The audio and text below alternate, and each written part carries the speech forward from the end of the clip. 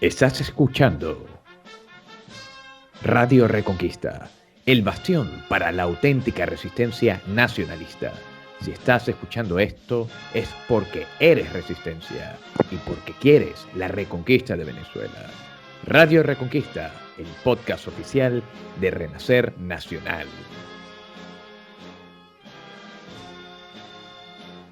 Friends, welcome. Today we are going to have a very special podcast episode. Not only because we are going to change to a very international topic, we have an excellent guest abroad the seas. Today we are going to talk with Irene. Irene is the spokesperson for Escudo Identitario, a nationalist movement from Portugal that right now is preparing themselves to change Portugal's reality into and trying to create a new politic based on family, based on the country, based on what is really important to everybody. With me is Alejandro and Irene. Alejandro, how are you? I'm good. Thank you for having me here today. Very excited for this podcast. Obviously changing up the language today for our amazing guest today. I'm very excited for this. Irene, how are you? I am good. Thank you for having me on this podcast today. I'm really excited to speak with you guys, and I can't wait for answering your question.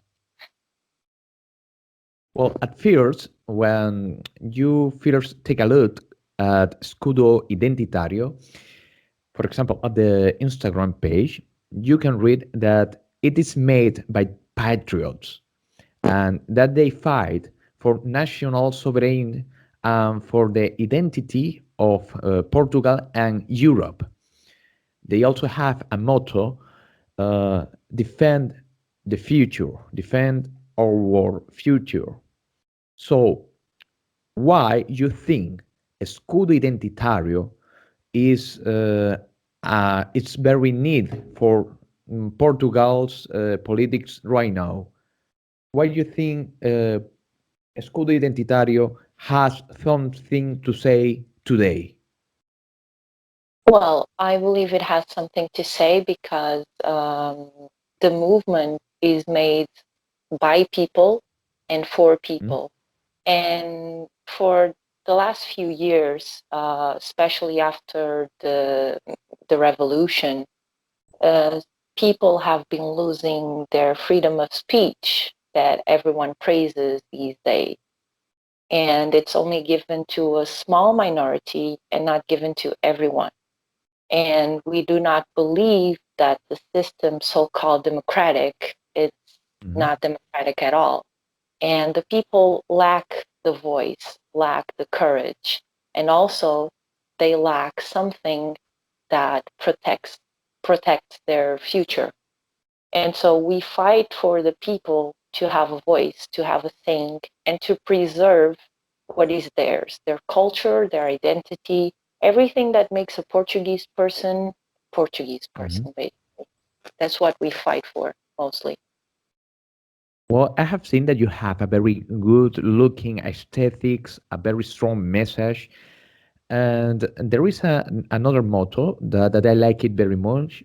Sorry for my broken Portuguese. It's soberanía, trabalho, revolução. That that is something like sovereign, work, and revolution. What do you mean with this? With this, we mean that the revolution, starting from the bottom, revolution is in our hands. We are historically, we are people that, with few, we made a big revolution. We have the example, for example, in 1640, in which we were taken by the Spanish king, by the Spanish kingdom. We were Mhm. under their rulership, and only 40 men, it took only 40 men to take back the power to the Portuguese, for Mm. example. So we believe that the concept of revolution is within everyone. also work. It's something that we always value, because nothing is given to us for free.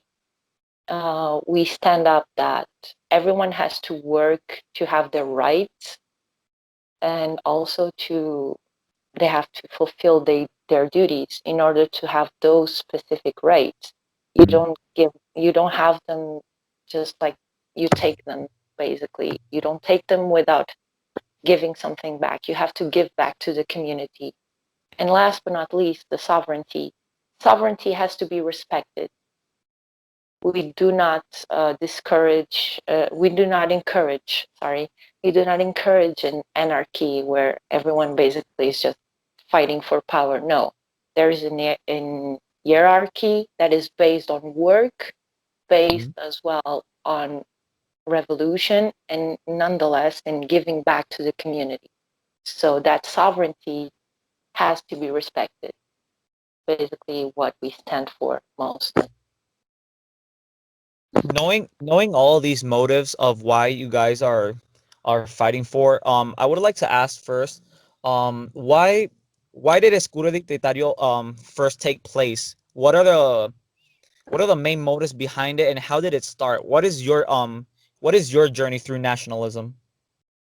Our journey started in university in 2017, where half a dozen young people uh, they took the liberty of making a statement, writing a letter to the head of that university, and also made a protest, a peaceful protest, because the university had canceled the press conference of one of our major experts in politics, which is Jaime Nogueira Pinto. It's a person we take in highly consideration due to the fact that he's a very experienced man when it comes to politics, especially on the right wing.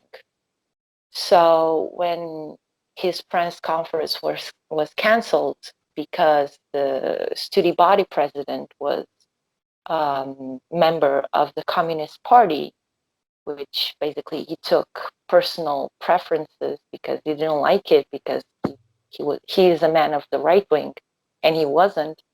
So it basically started from there.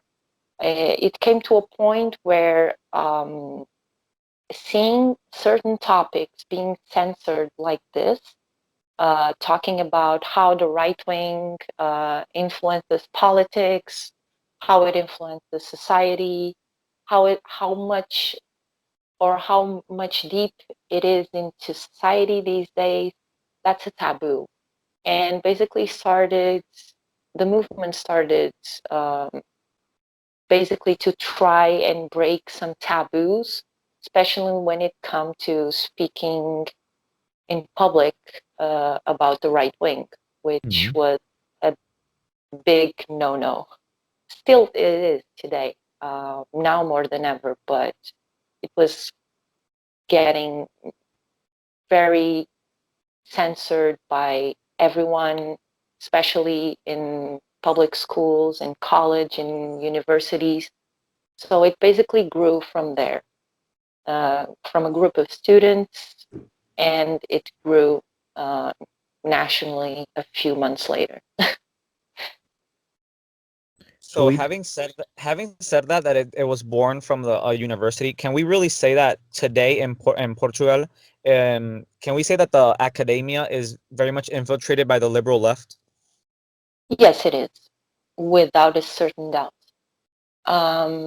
We do not have space in public schools to speak, none whatsoever, about the right wing or about being patriotic. In fact, you're taught that being patriotic is not something to be proud of.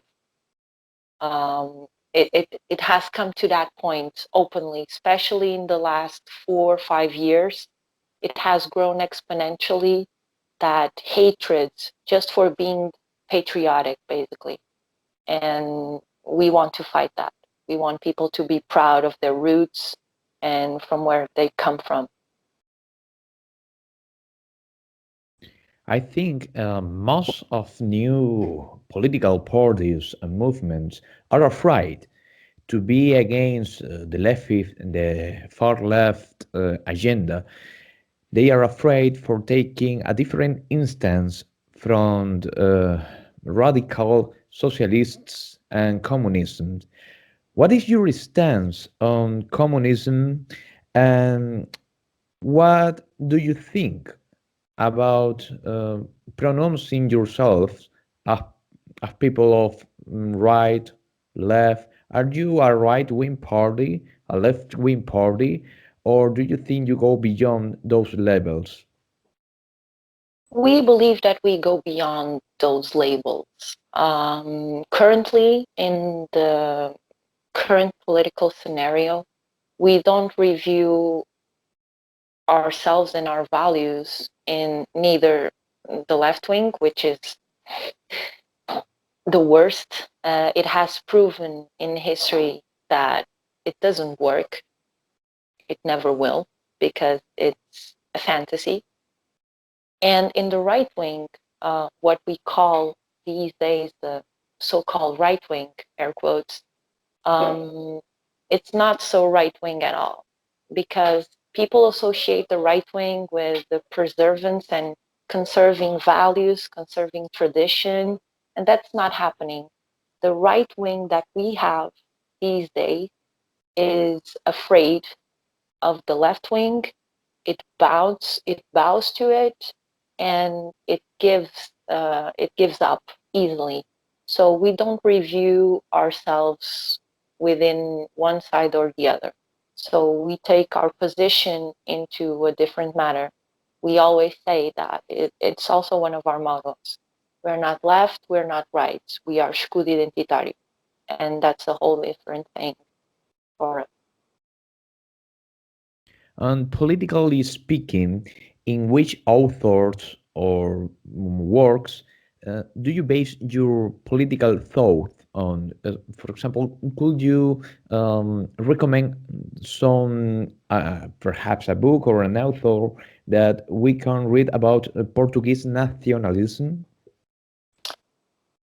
We have actually one person that is really devoted to the study of movements and political movements that are against the system. It's Ricardo Marchi. It's a college teacher. Mhm. He teaches at a university, and he has launched several books when it comes to the right wing, to movement, and all of that. I think he's currently also working on a book with other authors to build a new book based on the new movements that are arising not only in Portugal but also throughout Europe. So he has done a lot of research and a lot of investigation for the past 15 to 20 years, give or take. So he's the right author to actually know um, nationalists, identitarians, whatever movements that are against the system, that are considered against the system these days. Right now in Venezuela, we are fighting against communist tyranny. What do you think is the main issue in Portugal? Is it the socialism? Is it the globalism? What do you think is the main problem or the main danger that Portuguese people are facing right now? I think it's a lot of issues at the same time. A lot of things contribute to the fact that we are slowly walking to another crisis. For example, this pandemic, it is affecting our lives a lot, and this is not even the beginning. After this, there's going to be a huge economic crisis, not only in Portugal, but also throughout Europe and throughout the world, and that's very concerning. Globalism, we cannot say that we are hypocrites and we cannot say there's not advantage to it. However, as we say, when it's too much, it sicks you, it makes you sick. So it's taking a lot of proportions that are not necessarily good for us or for the rest of the people. Combined with the fact that we have a system, a political system that is facing socialism, communism, because our constitution was written on those bases. Therefore, we cannot run, air quotes, we cannot run from it that much unless there's in fact some deep reforms on it, or if there's a revolution or something like that. Also, to add to the fact that we are governed not by Portuguese political people, political parties, but we are actually ruled according to the European Union laws. What that means is that we do not have any power whatsoever on our lands, on our ocean, and we have an amazing coast. We have a lot of beaches, we have a lot of sea life, a lot of that. We have great fields so everyone can farm and everything like that. And that is not ours. That belongs to the European Union. That belongs to a minority that held the power, that held the money, combined with the fact that companies are exploring us more and more because the code of work, the laws that we have to protect employees do not exist, basically. So we are slaves to capitalism. And that combined with the fact that we are basically being threatened every single day, not only internally, but also externally by our political system, by losing investment, by everything, that does not give us a vision of a bright future, neither to us or to the rest of Europe or to the rest of the world, basically. Is there any way to change this? How is Escudo Identitario planning to change this adverse reality? Well, first and foremost, I believe, and that's our main focus, people have to be awakened. People these days, they do not know how to live in community. They do not know how to give back. They don't even care about it. They're very selfish and self-centered. So we try to wake them up, basically, of that individualistic bubble that they've created, that the system made them create it, basically. And we try to bring aware to people. Like, for example, when there's elections, vote wisely, or if you do not wish to vote on any candidate, please do not let your vote go to someone else. Do not let it get ripped off. Bringing social awareness. There's a lot of more beggars in the streets now, homeless people, a lot more homeless people in the streets. We also bring economical awareness, which is you're studying very hard. You spend 10 years in a university, and when you come out and you want to work in your country, there's no place for you.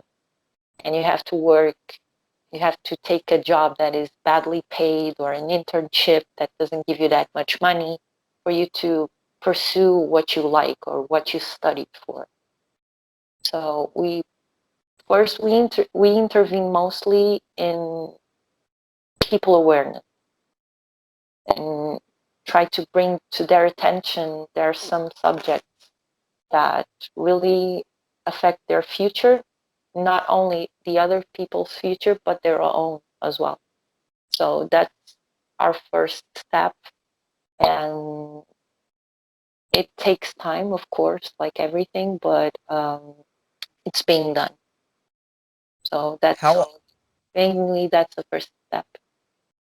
how are you guys raising awareness? What I liked about you guys when I first found out about you is that you guys are really active, especially on the streets. I always see the posts about you guys.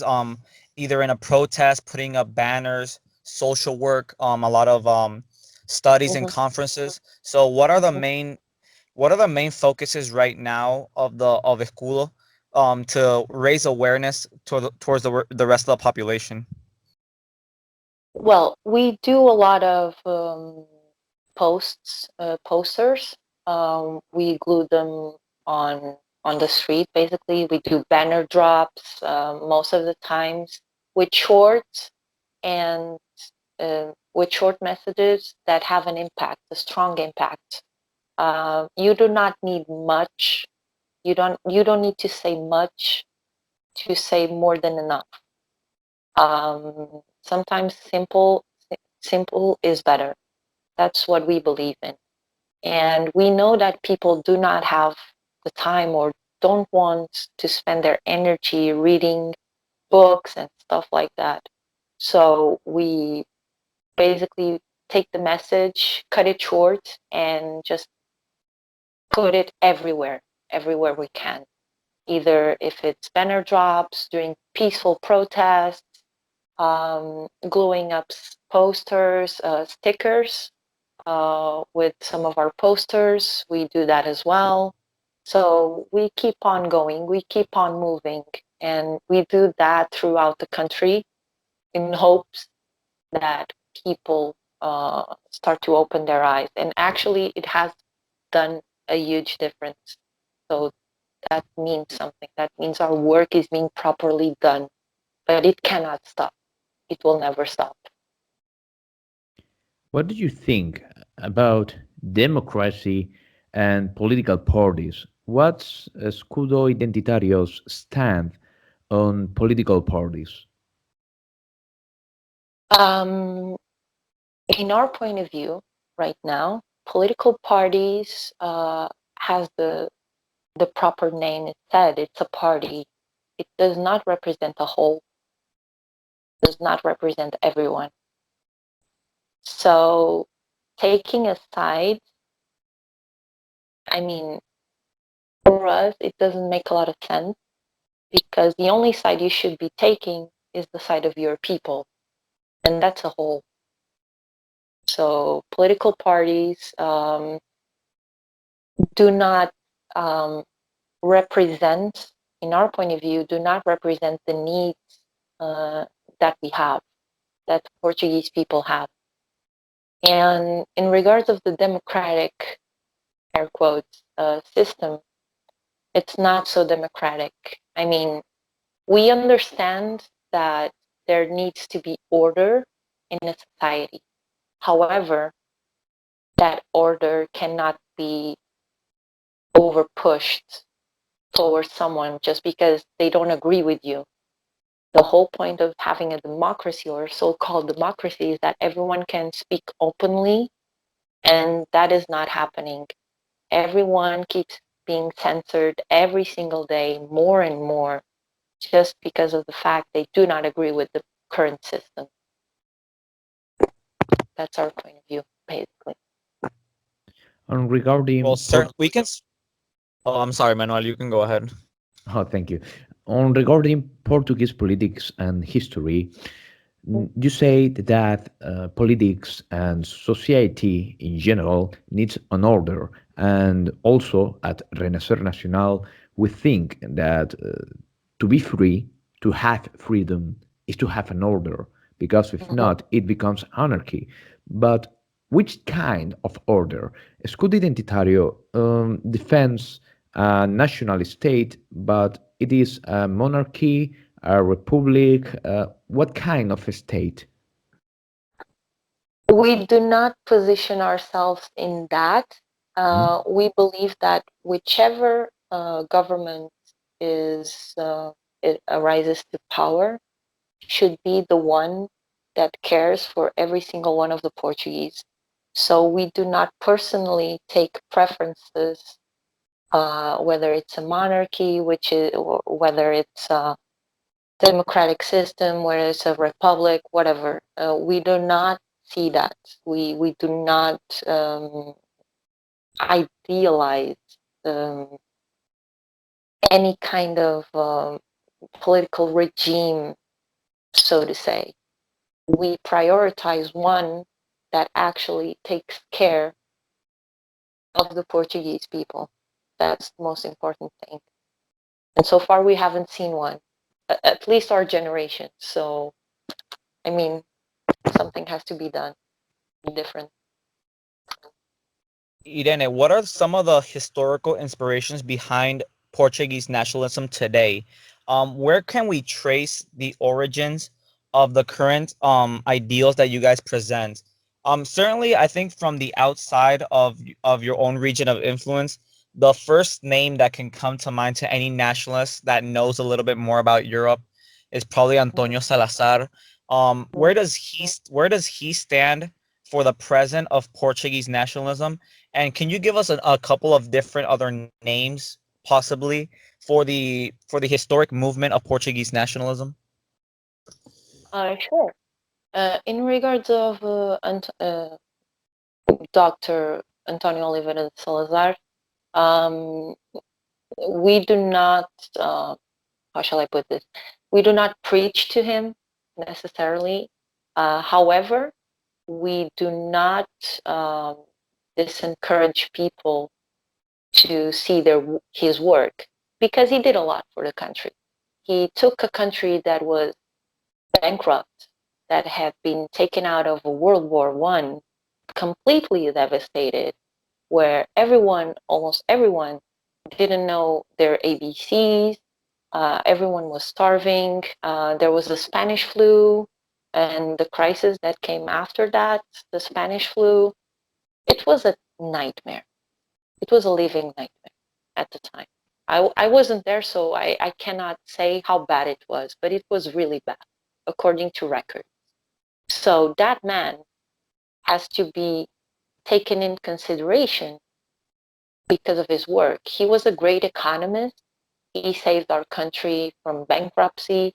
He improved the health system, the educational system. A lot of public services are still running until this day because of him. He also, a lot of people don't know this, but he gave the rights of women to vote as well, in the 30s. So that's really far advanced, because the vision that the communists have of him is not the greatest. Um, and we have to disagree. There's something that we always have to learn from historical figures, especially political figures. And we have to take what they gave us, the best they gave us, and leave the bad behind. And we have to take the good things and, if possible, apply them and adapt them to apply them into the future, so we can have a better future. So, in regards of Dr. Antonio Oliveira de Salazar, I believe that economically wise, we have to take a lot into consideration. He also managed to take us from World War II. He was also a great strategist, political wise. So we have to thank him for that in some way as well. Besides him, we also have some other figures that we have taken a lot in consideration. Some authors, some Portuguese authors, um, which are Alfredo Pimenta, for example. He was a great thinker, actually.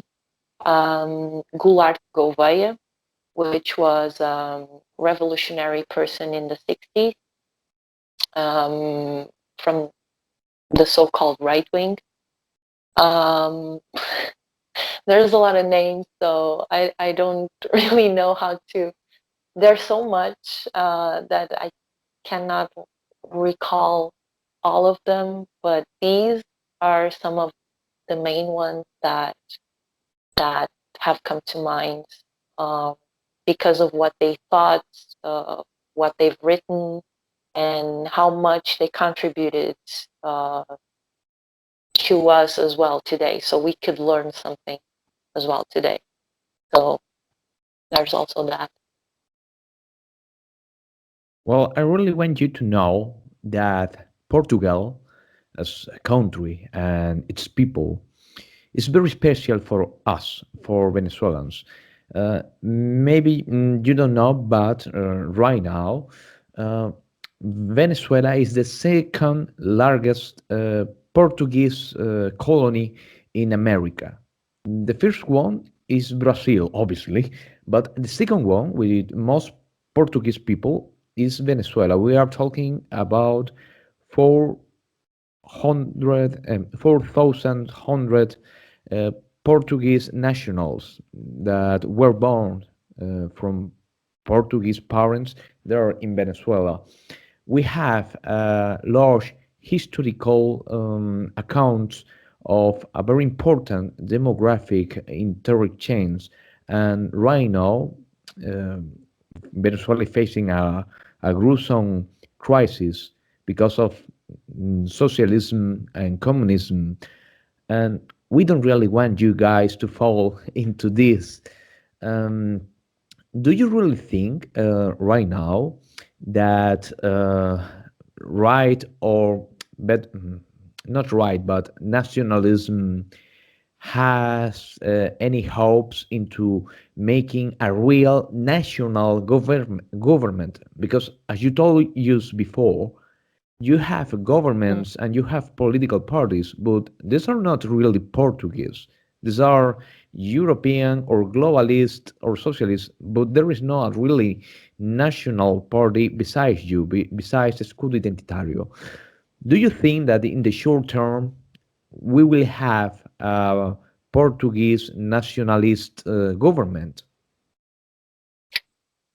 Um, in when it comes to the current scenario, I cannot say that we are the only movement.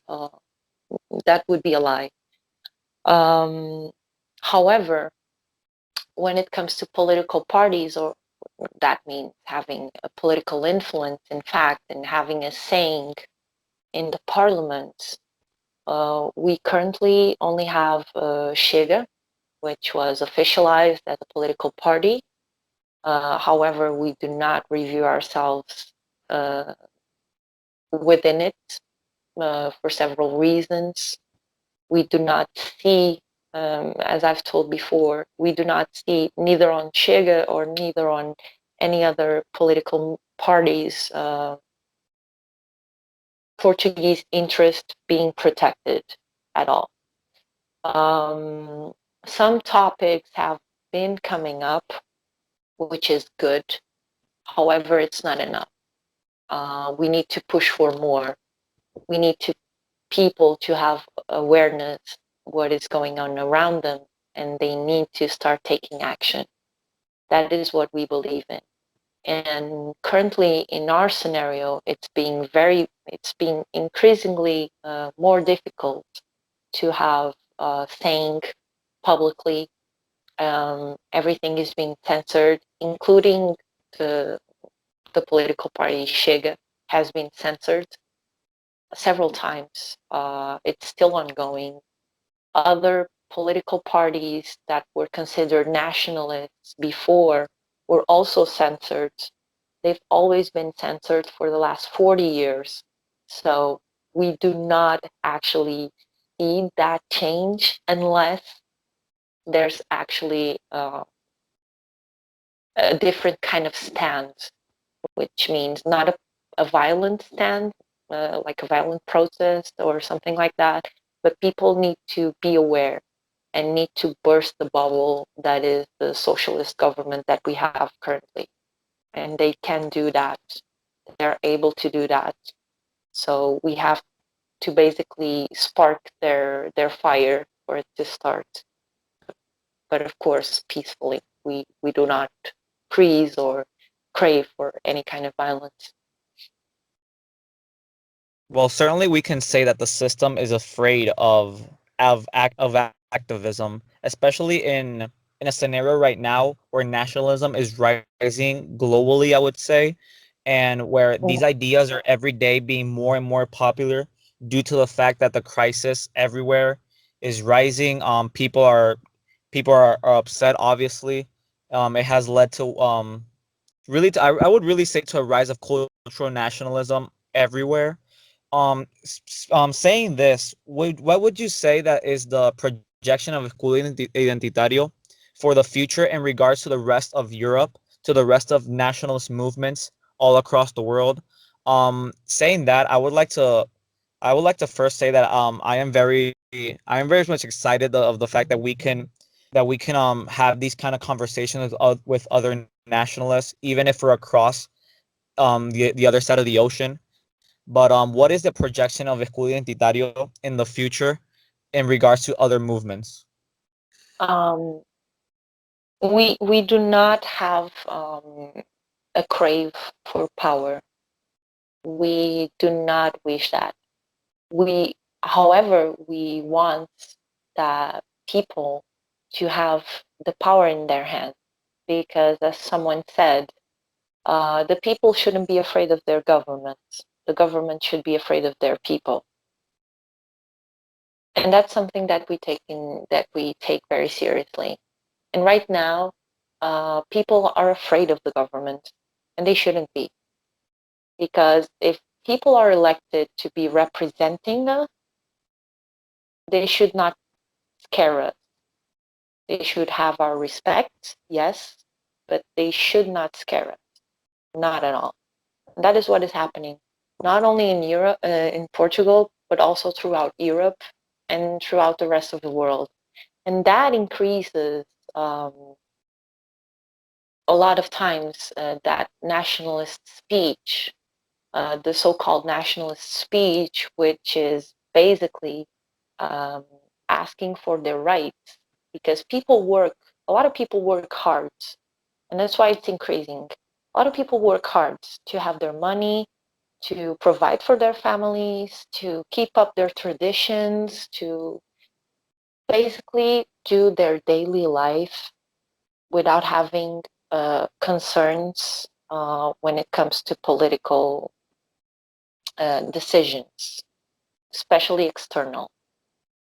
When that is being threatened, when our daily lives are being threatened, there is a rise on those speeches. That's the main factor. That's why people start to wake up, because it affects their lives directly.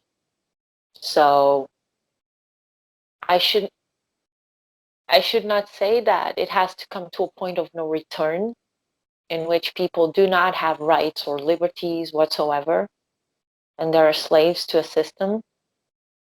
But it's coming to that point, unfortunately.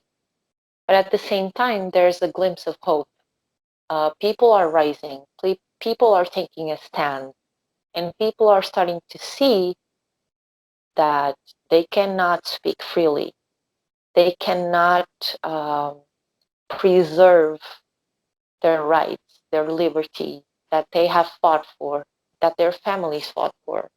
So it only makes sense that people have to stand up and make a stand. They have to say what they want and when they want it, because governments have to serve us and not the other way around.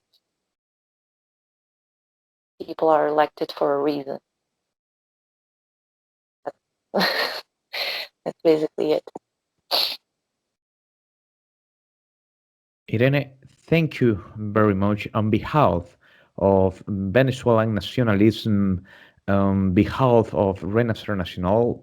Let me tell you that we are very glad that you, Irene, and Escudo Identitario have this very interesting and important interchange of nationalist groups, that we are struggling about this modern war, about this liberal and socialist world, this progressive world that every day is more lent towards the market or towards uh, different things related with genre or with agendas that has nothing to do with our real national interest. That is the faith, that is our tradition, that is our nation, our soil. Thank you very much. Irene, do you have any words of wisdom to share with other nationalists, not only from Portugal and Venezuela, but for nationalists around the globe about how to keep this fight, how to keep the fire Mhm. lit? What do you have to say? What suggestion would you like to say? Would you like to share about your experience with Escudo Identitario? What you have learned? Um, in a personal point of view, and my best advice, it's the same that I give to everyone that is in a movement that is so called against the system kind of movement. You do not stand alone. There is always someone. He may not think exactly like you, but he will agree on some point, and you will stand by each other's side until the end. There's something that is built that is beyond everything, which is a second family. And within movements, and I can say this from personal experience, that within a movement, when you're fighting for a cause that you actually believe, no one is alone. And we are not alone. So throughout the world, and I'm glad to know a lot of movements and a lot of people that belong to other movements that fight so much every single day for what they believe in. My advice is do not give up. It's hard. It's not easy. And I imagine for Venezuelan people, it's not an easy task. We are aware. Sadly, it's really hard for you. However, you do not stand alone. You have support. There's always something. If it's not for us, it's not only for us. That's all I can say. It's not only for you, it's for everyone.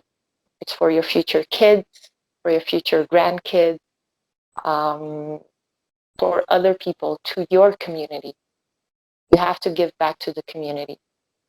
And the best thing you can do is to learn, to be resilient, to fight for perseverance, and to conserve every single value and cherish every single tradition that you carry in your heart. That's basically my best advice. And also, I want to thank you, everyone, for having me. Um, it's really good to be here and to share this, and also to show you that you are not alone. There's a lot of us, and we are growing. So we only have to keep on fighting. Eden, I really hope that this is the start of a great friendship and relationship between our movements. I am very much glad that we managed to reach out to you and that this can spark more relationships between us, between other movements, for further collaboration between our worlds, because we share a lot in common even though we're in different countries. But the struggles in many places are still the same. The enemies are the enemies are anti-patriotic, so they're global. Our enemies are globalists, so they're everywhere. And I know that we can share experiences, we can share ideas, and I know that this will spark a great relationship between us. And I really hope that we can collaborate even more in the future with you guys, if you are obviously open to it. But I'm really glad that this chat could happen. Well, I'm glad to, really. It really means a lot that we can speak like this, and we actually encourage it.